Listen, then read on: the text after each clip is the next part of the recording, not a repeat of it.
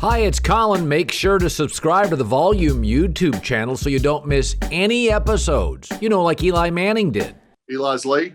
Hey, we're on this interview. You calling in? What are you doing? What? We're on this interview. Oh, my bad. Sorry, I forgot about it. You're killing me. You're killing me. All right. He knows more and is connected to more people than anybody I've ever met. Super Bowl 27 Cowboys defensive coordinator, former head coach Bears and Dolphins, Dave Wannstedt, which, by the way, I say this over and over, but it's true because Miami can be such a shit show. But you were there for 4 years. How many years did you make the playoffs in Miami? Well, we were 11 wins, 9 wins, and 10 wins. And we actually we actually only made the playoffs twice. We got eliminated. If they would have had the current system, we'd have made it all 4 years. I think there was only 8 teams that won 10 games that year, and we were one of them. But for some crazy reason, we didn't get in. So let's start with the Dolphins, which you have a history, and I say this over and over: is it you getting fired with Miami? The similarity with you and Flores, he's not as successful, but he went on a winning streak at the end, 8 of 9. So I made multiple calls on Flores, and this is what I basically heard. Is he's a smart guy and a good coach, but he just wears out the offensive staff. And he was running through coordinators. And Chris Greer is a very likable guy, and they tried over and over, and he was just really difficult. So here's my thing. If you're Miami now, and Stephen Ross runs through coaches, and they just got rid of a coach who won 8 of 9, if you were a top coaching candidate, this is what I always worry about, Dave. If you were a top coaching candidate, you were right now when you were 42, would you even take that job? Has the Miami situation become so toxic that they're going to get the 6th best coach on the market? I don't think so. Not at all. I mean, Chris Greer, I brought him on board. When I was the head coach, the way it was structured back then, it was head coach, GM. It's the way Don Shula had it. It's the way Jimmy had it. It's the way I had it.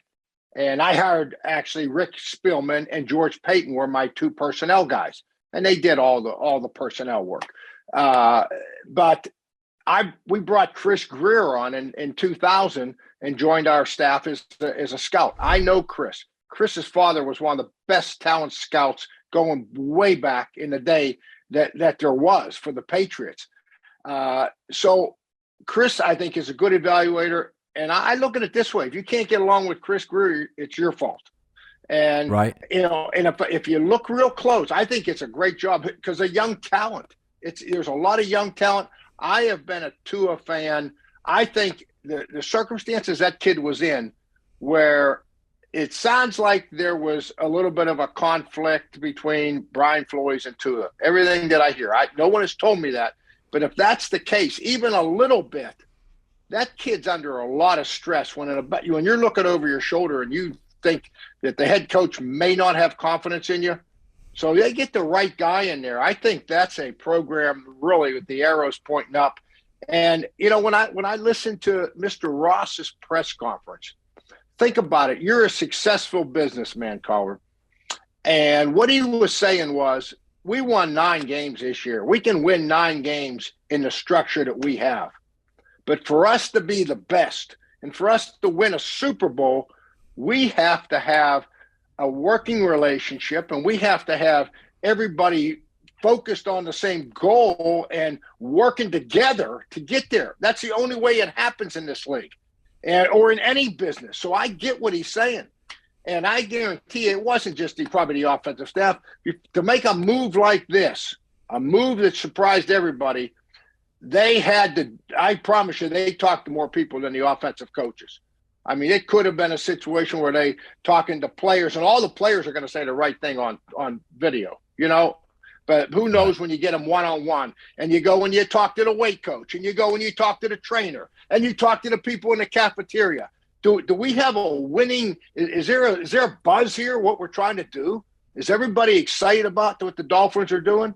I don't know. I think it's something that just reading between the lines of what that press conference. That's what he was saying. That we are not all kind of pulling the same direction, and the conflict will hold us back. I call it friendly fire. friendly fire within a business or a team or an organization will keep you from being the very best. All right, let's pivot to the Bears, which you know well. So the best quarterback won every single division in the NFL this year. Every NFC playoff team had an offensive coach. 75% of the playoff teams in the AFC had an offensive coach. There's a cultural change in the league. So what if the Bears, with Justin Fields, and they have to restructure their defense, but what if Dan Quinn or Brian Flores knocks it out of the park during the interview, but you do have concerns about their ability to elevate the quarterback? Because this organization, if they don't get Justin Fields right, Dave, it doesn't matter who they hire.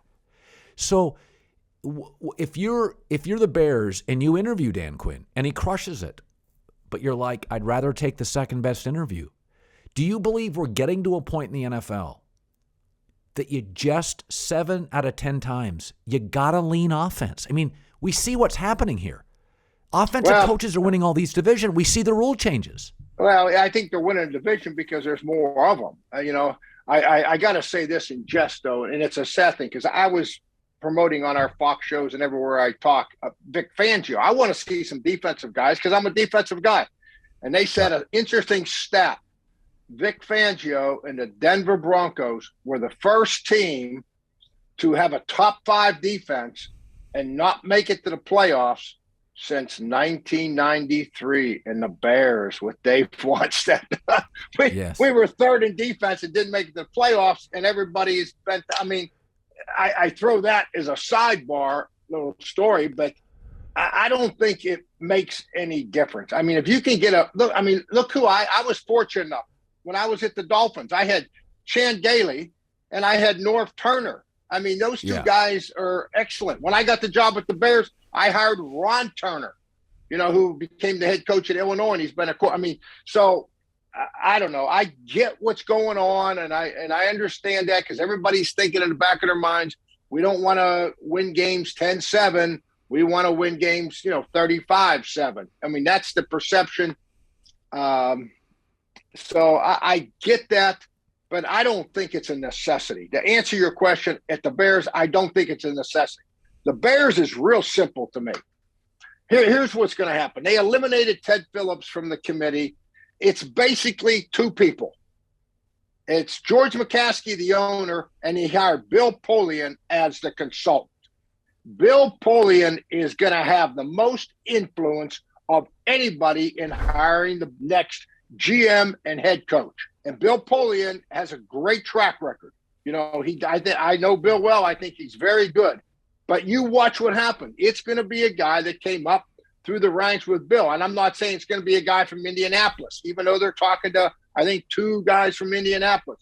But it's going to be a guy out of that mold, and then he's going to probably pick the coach. Now, the only thing with the coach, and we're talking Bears now, I just say do not take a chance on a guy that's been a coordinator for 6 weeks, okay, or half a year. Let's get somebody that has a track record over time that we know what his identity is coming in. We know what this guy's going to be. That's what the Bears are lacking right now, and I just hope that they go that direction. And obviously, if it's an offensive guy, the priority is going to be Brian. I'm a Jim Harbaugh fan, and I've talked to Jim, and, I hope the Bears reach out to Jim. They haven't yet as of today. Okay. Miami, after that Buffalo, New England game, Mr. Ross got on his jet. You know where he went? Buffalo, New York, Sunday morning. Talked to Brian Daboll. I would love it if the Bears, you hire Brian Daboll. I've never met the guy, so I don't have a dog, as they say, in the fight here. If you hire a guy like Brian Daboll at the Bears, you know what you're getting? Obviously, he's an offensive guy. He was with Nick Saban. He was with Bill Belichick. And he's taking a quarterback that's an athlete that can run, and he's taking his whole game to another level. I don't know. That's the direction that I hope the Bears Go. Let's talk Cowboys. You know them well. Super Bowl there. So it's interesting with Jerry. Jerry is kind of sometimes uniquely patient. He gave Jason Garrett more years than many believed he deserved. He gave Switzer a year more than Barry wanted. Where Jerry has problems is with he just didn't give Jimmy enough time. Well, so I say that in jest. Oh God! But the bottom line is when people want control, Jerry has a problem. But Right. Mike McCarthy's not a guy seeking control. Correct. And so I look at Mike McCarthy as a guy, and I think Jerry has a history here. He hires people he can control. And for as smart as he is, I just look around the league, and I just don't think Mike McCarthy as an offensive coach is in the same class as a Kyle Shanahan, a LaFleur, a McVay, some of these young guns. But I also look at this, Dave, and you know Jerry Jones. He is loyal unless he thinks you're taking power or headlines from him, and that's not McCarthy or Jason Garrett's MO or Chan Gailey. That's not who they are. So he tends to give kind of Wade Phillips. He tends to give guys who don't get a lot of headlines an extra year or two. Does he not? That's kind of how he operates. Oh, I think you're right. But, I said this, probably week 12 of the season. The thing that disappointed me most about the Cowboys this year is that Mike McCarthy, who's an offensive guy, a quarterback guy, that football team lost confidence about 3/4 of the way through the season. Dak wasn't sure. I don't know if he still is, whether to run it or throw it. Kellen Moore completely. I mean, he's talking about it. He's not ready for a head coach job, in my opinion. I don't know the guy, but to me, when you get hit in the backfield once with a run, you got to come up with a way to block it or run a different run. Don't give up on it. So I'm not there yet. But I thought Mike McCarthy should have taken that offense by the reins and said, "Hey guys, I have been there. I've done it. We're going to pull this thing together, but I'm going to take a bigger role in this whole offense." And whether it's play calling or not, I just felt like he should have, and it never happened. And you see what happens in the last game. And Jerry's looking at this thing. I know Jerry's looking at this thing. We won the division. Okay, we came up short. We'll get back basically everybody back. We got a young team. Let's look at Mike McCarthy's track record. 10 win seasons out of 13 years or whatever it was at the Packers in the Super Bowl. Now, who am I going to go hire? You're going to give the job to Kellen Moore, or are you going to go hire some of the guys we're talking about? I don't think that doesn't, whether it's wins and losses or personality, which you're talking about, Colin, fit with Jerry's mentality. It's not easy to find a guy like that. It's really not.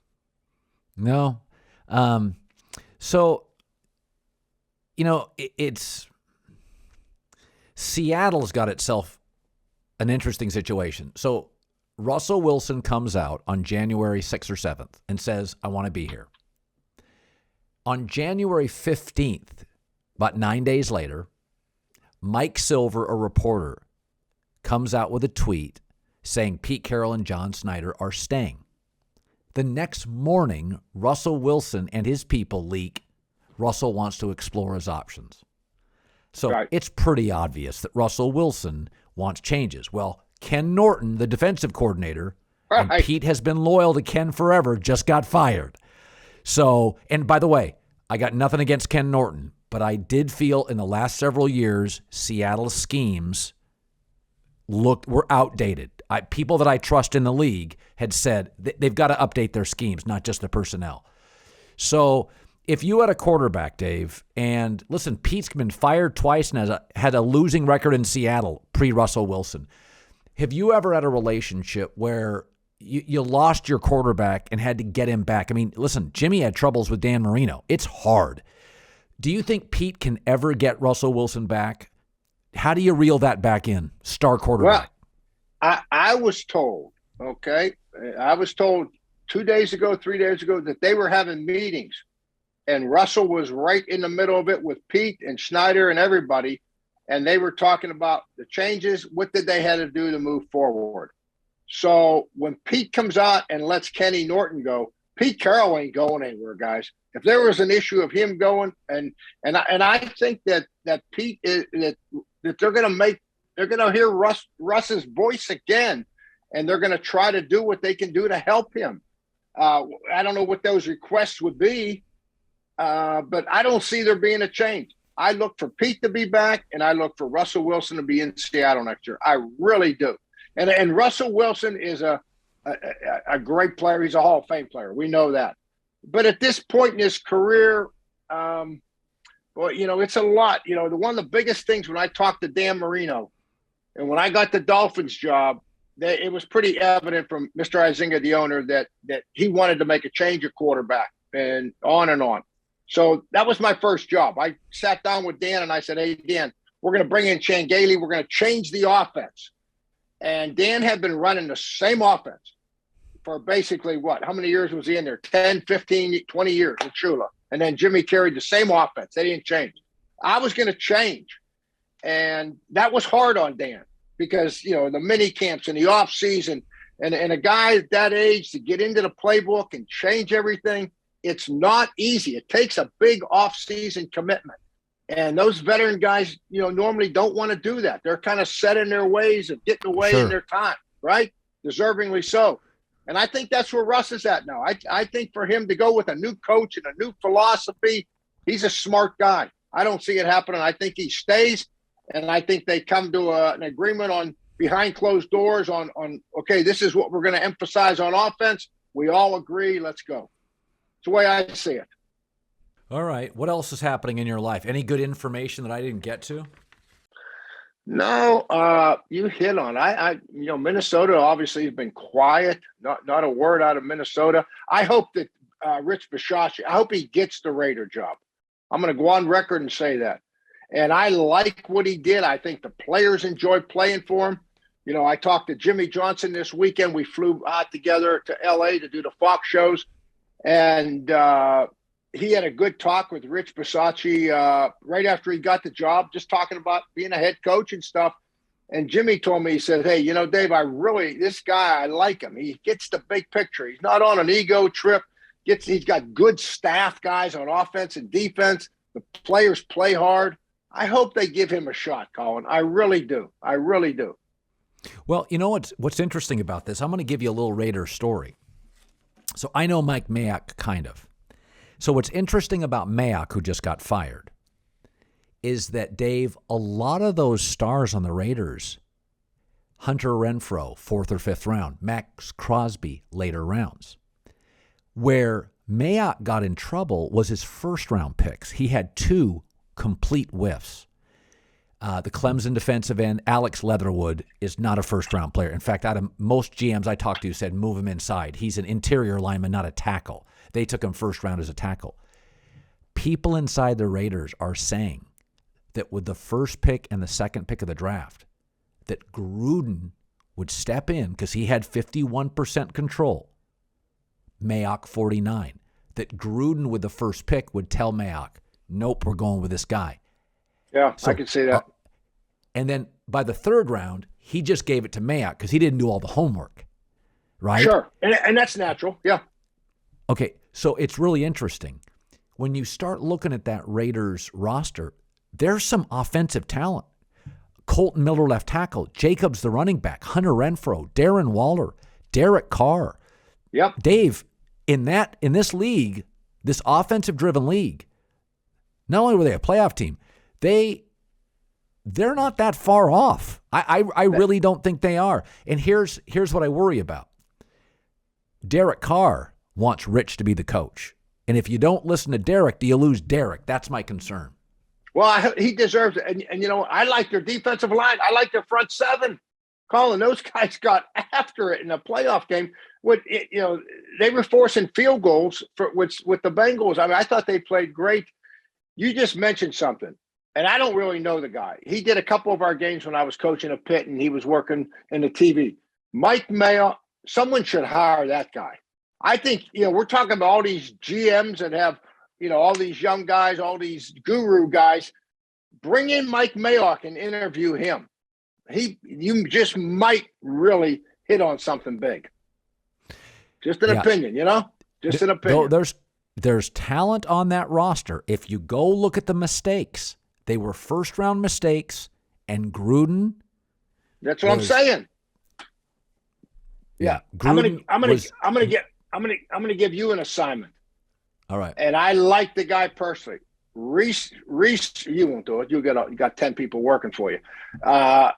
Get one of your guys and research the last 4 or 5 games of Kliff Kingsbury's career, going back to Texas Tech, every year that he's been at Arizona. Look at the end of the season, wins and losses. So I know. I've seen this. There's something missing. So what you're saying is in the last month and a half, college and pro. Now, what do you suspect that is with Kliff Kingsbury? What is the problem? Well, sense of urgency. I mean, it's so easy when you make the playoffs or you're going to be a playoff team. The human nature says, we're okay. We're good. We made it. And we'll be fine next week. Rather than sometimes you got to create a crisis, Colin. You know what I mean? Things are just good, but we got to go in there and create a crisis. I got to throw somebody out of a meeting because he's not taking notes or paying attention, or throw somebody off the practice field because he jumped off sides twice. You got to do something to get everybody's attention. And that's what I think. When I look at this, the finish that these guys have, they didn't look like they were physically and mentally ready to play in that game last night, or Monday night, whatever it was. Did Jimmy do that when your team? Did he have? Oh God, he was out of his mind. Half the time he'd say, let's go get a beer after the game. He just screamed at the team for 10 minutes. I said, I got a headache. I'm going home. I'm going to go home and drink some whiskey. I'll see you tomorrow morning about 6 or 5 or whatever time you want to get together. That is great. All right. Dave Wannstedt. Fantastic, buddy. Great seeing you. Okay, see. Talk to you, buddy. Be safe. All right, bye.